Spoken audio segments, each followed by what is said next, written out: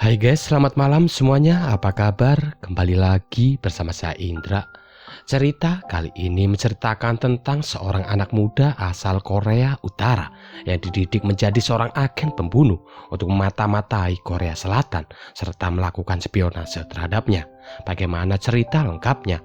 Yuk tak usah berlama-lama, mari langsung saja kita masuk ke dalam isi ceritanya.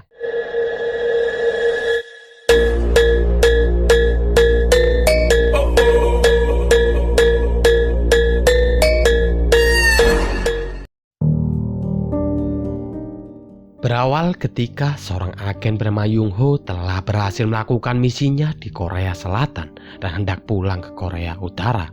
Namun di tengah perjalanan, ia disergap oleh keamanan Korea Selatan hingga akhirnya ia ditembak mati saat itu juga. 요!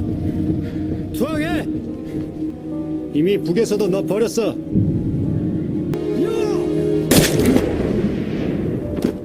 Berpindah ke Korea Utara, di mana setelah kematian dari Yung Ho, kedua anaknya yaitu Myung Hoon serta Hae In, mereka dikirim ke kamp kerja paksa.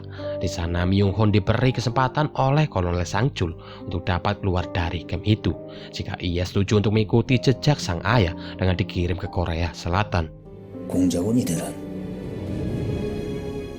2 tahun kemudian, tepatnya di Seoul, terjadi sebuah pembunuhan terhadap beberapa anggota unit 8. Ketua Badan Intelijen Korea Selatan bernama Jung Min. Ia menduga kalau pembunuhan itu dilakukan oleh pembunuh profesional dari Korea Selatan. Ia juga menjelaskan kalau kejadian itu merupakan bagian dari perebutan kekuasaan setelah kesehatan dari Presiden Kim Jong Il memburuk. 북에서 내려온 기술자 왔습니다. 기술자? Berita di TV mengabarkan bahwa ada kapal kecil dari Korea Utara yang diselamatkan dari perairan Jepang, di mana para penyeberang yang berada di kapal itu meminta untuk tinggal di Korea Selatan. Ternyata Myung Hoon juga merupakan salah satu dari penyeberang itu. Ia lalu diadopsi oleh sepasang suami istri bernama Min Soo serta Sun Kyung dengan identitasnya sebagai Dae-ho. 사랑이 많으시고 은혜로우신 하나님 아버지. Diketahui keluarga itu merupakan anggota dari unit 8 dan sekarang Dae-ho pun bergabung dengan mereka karena dari awal Dae-ho ini memang telah diperintahkan untuk tinggal bersama mereka. Namun Min Soo memberitahu aturan di sana kalau Dae-ho tidak boleh mencampuri urusan mereka dan ia hanya harus fokus pada tugasnya sendiri. 그러고 너 내일 일찍 일어나야 돼. Kehidupan baru Min Hoon sebagai Dae-ho pun dimulai dengan ia bersekolah di sebuah SMA, di mana ia duduk dengan seorang gadis yang kebetulan namanya sama dengan adiknya, yaitu Hae In. Saat jam istirahat, Hae In dipalak oleh teman-teman satu kelasnya. Dae-ho yang merasa terganggu ketika salah satu siswa itu merangkulnya. Ia pun mencoba menyingkirkan tangan mereka dari pundaknya. Namun tindakan itu membuat Dae-ho harus diajar oleh mereka. Bahkan mereka merampas dompet milik Dae-ho dan hanya menyisakan sebuah foto keluarga milik Dae-ho.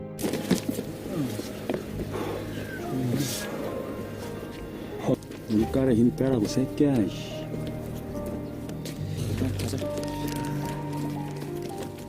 Sementara itu di tempat lain, seorang pria dari unit 8 nampak sedang diburu oleh si pembunuh.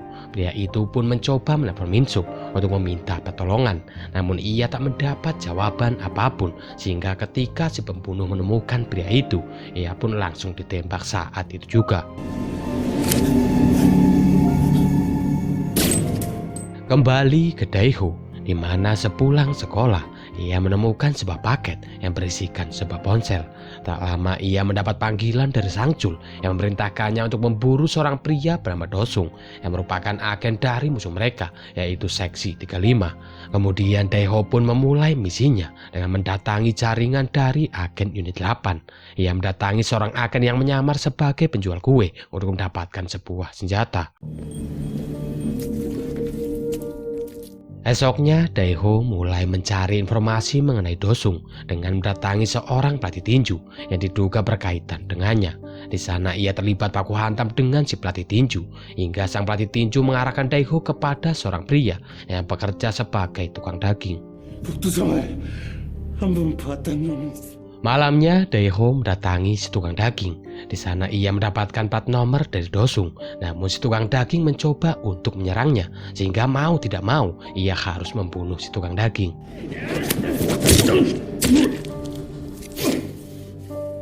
Singkat cerita, Daeho menemukan mobil milik Dosung yang berada di sebuah parkiran.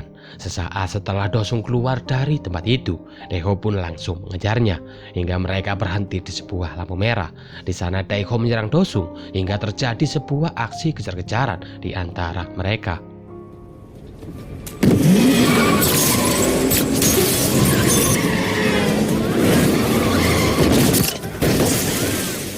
Menyadari aksinya terlihat oleh siswa yang ada di dalam bus, Daeho pun mengurungkan niatnya untuk membunuh Dosung.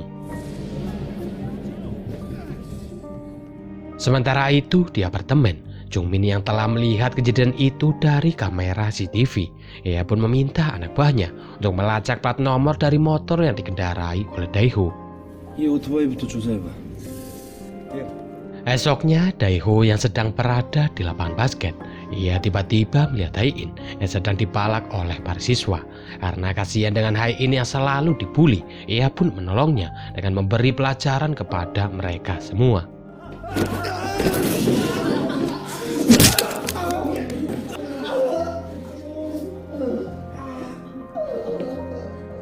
Setelah kejadian itu, Hae-in memutuskan untuk berhenti bersekolah. Daeho saat itu terus memikirkan dirinya sampai ia bertanya kepada para pembuli mengenai tempat kerja dari Hae-in.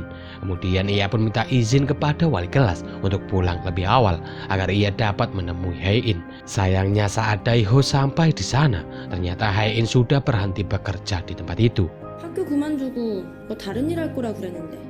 Namun tanpa diduga, sepulang sekolah, Daeho bertemu dengan Hae-in yang memintanya untuk berpura-pura menjadi kakaknya agar ia dapat mendaftar pada sebuah les tari balet.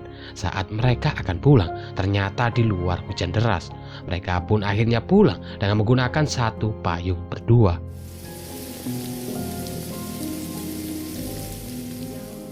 Semenjak saat itu, hubungan mereka semakin dekat. Bahkan mereka bermain hingga larut malam. Hae-in mengajak Daeho pergi ke sebuah tempat di mana Hae-in menunjukkan sebuah peta dunia yang dulu ia pernah melempar sebuah permen karet ke peta itu dan menempel di sebuah tempat yang ternyata adalah sebuah perusahaan tari di Jerman. Itulah alasan yang membuat Hae-in sangat antusias untuk mengikuti les tari. Kemudian Hae-in minta Daeho untuk mencoba melemparkan permen karet seperti yang dulu pernah ia lakukan.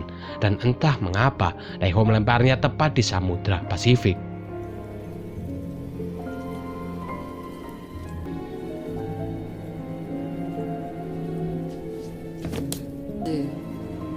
거기다 던지면 어떡하냐? Sementara itu di sisi lain, Dosung kembali berulah. Kali ini ia mendatangi Misuk serta Sunbyung untuk membunuh mereka. Tak hanya itu, ia juga mengambil sebuah paket belkire yang ada di perangkas milik Minsuk. Ia lalu meminta anak buahnya untuk pulang terlebih dahulu, sementara ia akan menunggu Daeho pulang. Tak lama Daeho pun pulang. Ia melihat Minsuk yang sudah tidak bernyawa.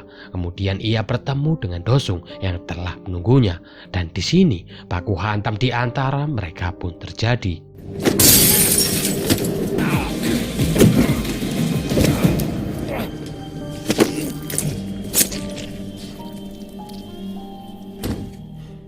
Kemudian Daeho pun meledakkan tempat itu untuk menghilangkan jejak.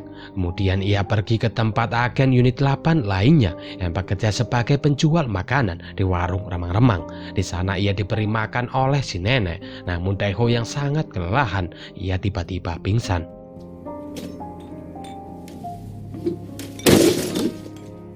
Esoknya nampak Jungmin bersama anak buahnya yang sedang melacak keberadaan dari Daeho dengan mendatangi apotik tempat tinggalnya. Namun di sana mereka hanya menemukan apotik yang telah terbakar. Kemudian Jungmin menyampaikan kepada atasannya mengenai hal itu yang diduga sebagai bentuk perebutan kekuasaan antara unit 8 dengan seksi 35. 35실이 벌인 교전으로 추정됩니다. Sementara itu, Daeho kini tinggal bersama si nenek.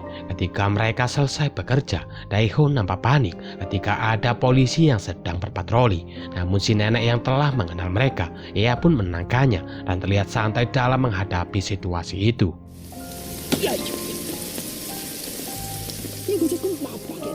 Setelah kejadian itu, Daeho menunjukkan foto keluarganya kepada si nenek. Si nenek pun ternyata mengenal ayah dari Daeho yang dulu juga merupakan seorang agen dari Unit 8.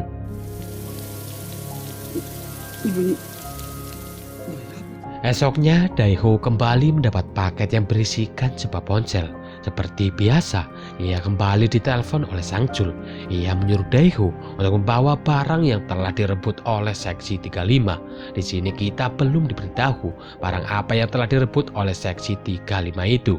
Sang Chul mengatakan bahwa ini adalah misi terakhir dari Daeho, dan setelahnya ia dapat kembali ke Korea Utara untuk bertemu dengan adiknya. Kemudian Daeho pun mulai mempersiapkan dirinya.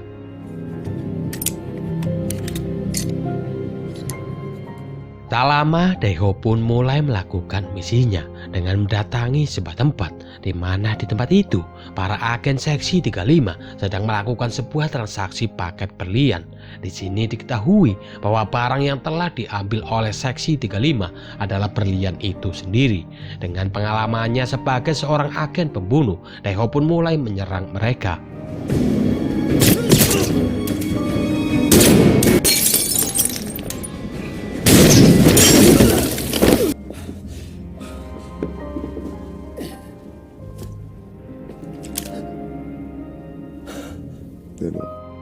Keberhasilan itu membuat Daeho sangat senang. Ia membelikan beberapa baju serta aksesoris untuk si nenek sebagai kenang-kenangan, karena ia akan segera kembali ke Korea Utara. Setelahnya ia berpamitan kepada si nenek dan memberikan bingkisan itu.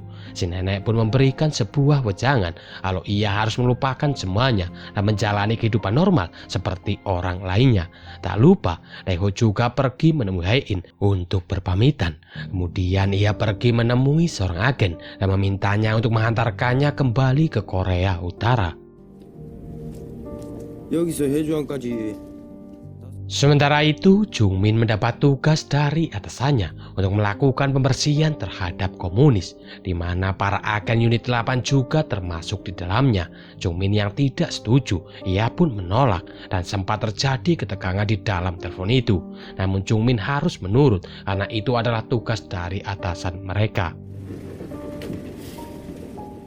Kembali ke Daeho, di kapal tiba-tiba ia ditusuk oleh agen yang sedang bersamanya. Si agen mengatakan bahwa tidak akan pernah ada seorang agen yang dapat kembali pulang ke Korea Utara setelah ia melakukan misinya. Ternyata agen itu disuruh oleh Sang Chul untuk membunuh Daeho agar semua informasi yang telah ia ketahui tentang misi itu tetap aman. Namun untungnya Daeho berhasil membunuh agen itu dan pergi meninggalkannya.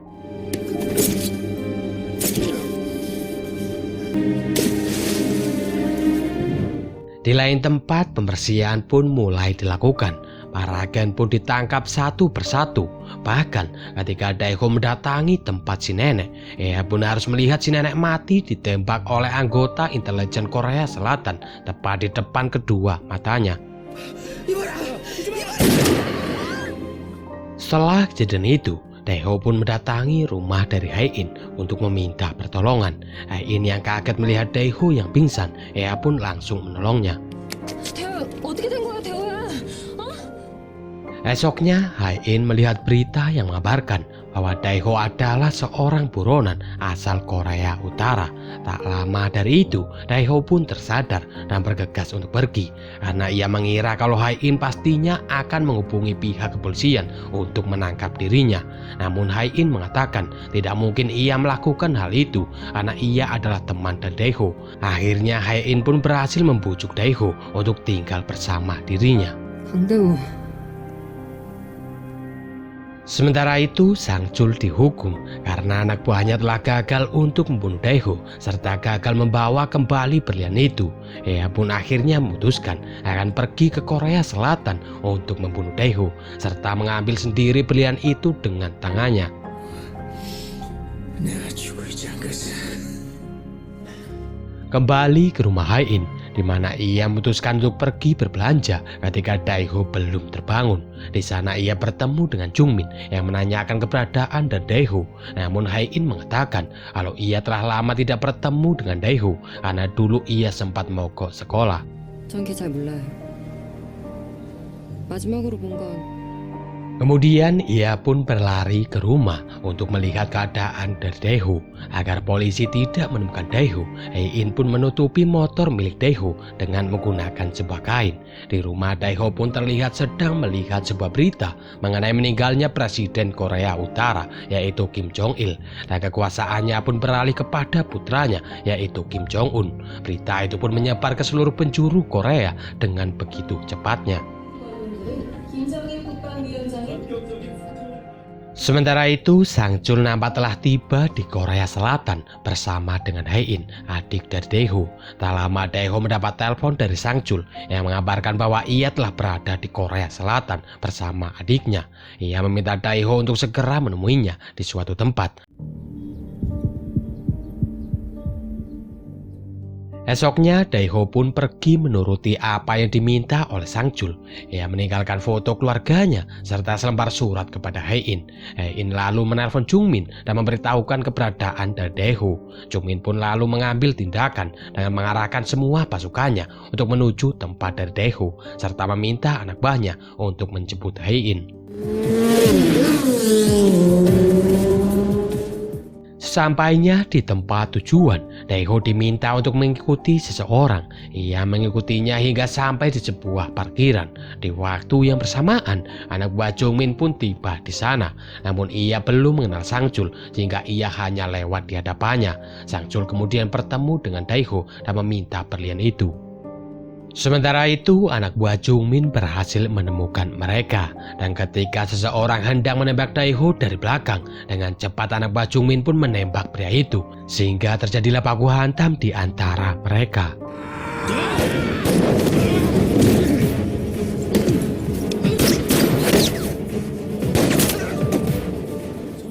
Di sini, Hai-in dibawa kabur oleh anak buah dari Sang-chul dengan dikejar oleh Dae-ho.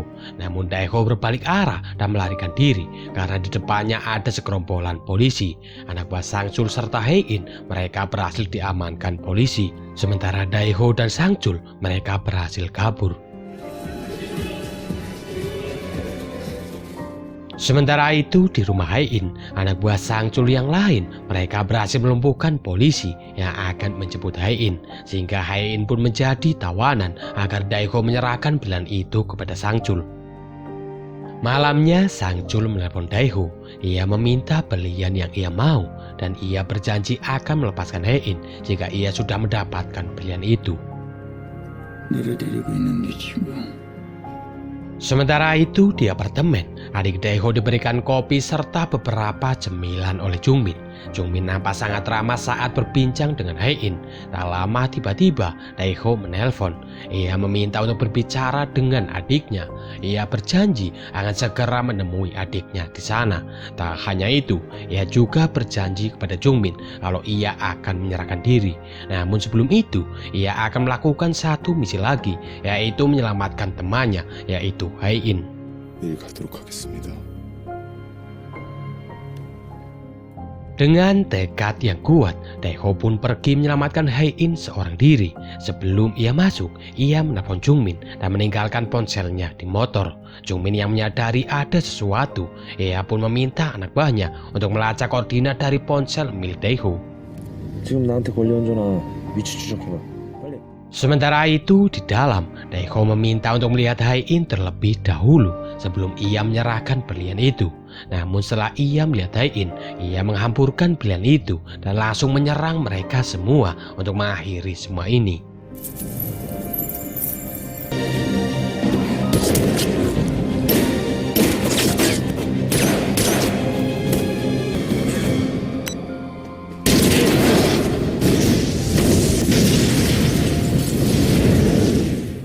Dirasa telah aman, ia pun keluar bersama Hein. Namun tanpa diduga masih ada anak buah Sangchul yang selamat. Ia pun langsung menangkap Daeho dan mencoba menghabisinya. Daeho lalu minta Hein untuk segera pergi dari tempat itu. Di saat yang bersamaan, tiba-tiba Jungmin datang dan langsung masuk untuk melihat keadaan. Sementara itu di dalam, Sangchul ternyata masih hidup. Ia menembak Daeho namun terkena anak buahnya sendiri. Kemudian Sangchul pun kembali menembak Daeho dan mengenai perutnya. Beruntung Jungmin tiba-tiba datang dan kemudian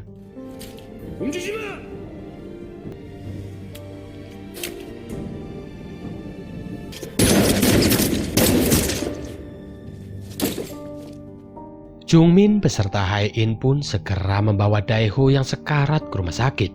Namun di tengah perjalanan, Daeho harus tewas karena kehilangan banyak darah.